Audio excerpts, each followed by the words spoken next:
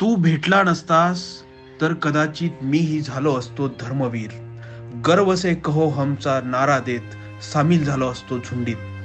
बनलो असतो हिंसक आणि रंगले असते माझेही हात निष्पापांच्या रक्तात. जेव्हा माझ्या रक्तात भिनवले जात होते भेदाचे जहरी विष, तेव्हा तू भेटलास रखरखीत उन्हात, थंडगार झाडाच्या सावलीसारखा, आणि नेमकं दाखवलेस बोट मला बुद्धाच्या दिशेने. मी जिथं जन्मलो, ज्या गाव कुसात, तिथं तर जात धर्म आणि लिंगाच्या मजबूत भिंती कधीच्याच बांधलेल्या. काहींना गावकुसाबाहेर ढकलून कायमचे अस्पर्श ठरवलेले. तू म्हणतोस तसं वर्गांना बंदिस्त करून टाकत श्रमाबरोबर श्रमिकांचीही विभागणी इथे शतकानुशतके केलेली. बाईला तर कायमचीच गुलाम करून टाकलेली.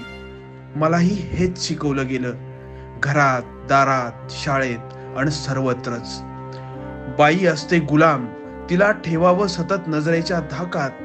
बाई असते पायातलं वाहन, तिचा कधीच करायचा नसतो सन्मान. हे देखील भिनवलं माझ्यात, जाणीवेत आणि नेणिवेत खोल खोल. तू भेटलास अन खरवडत गेलो मीच मला, आत आत, अगदी आत, मुळापर्यंत खोलवर. थोड्या जखमाही झाल्या खरवडताना, पण वेदना नाही जाणवल्या. कारण बुद्धाच्या करुणेची फुंकर घालत होतास सतत आसपास. ज्ञानबंदीला आव्हान देत तू उभा राहिलास आणि पराभूत केलंस इथल्या महापंडितांना. ज्ञानाची मक्तेदारी मोडून काढत तू इतकी उंच भरारी घेतलास की आकाशही थिटे वाटू लागले तुझ्या पुढे.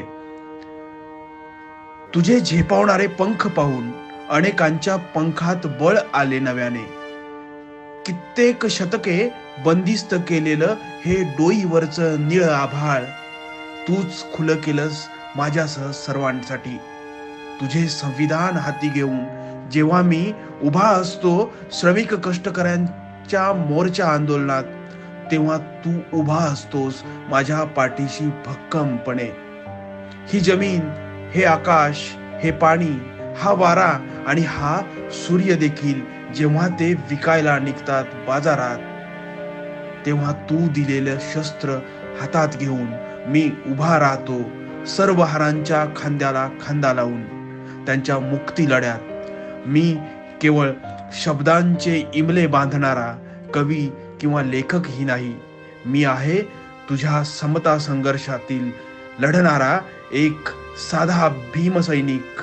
मी आहे तुझ्या समता संघर्षातील लढणारा एक साधा भीमसैनिक.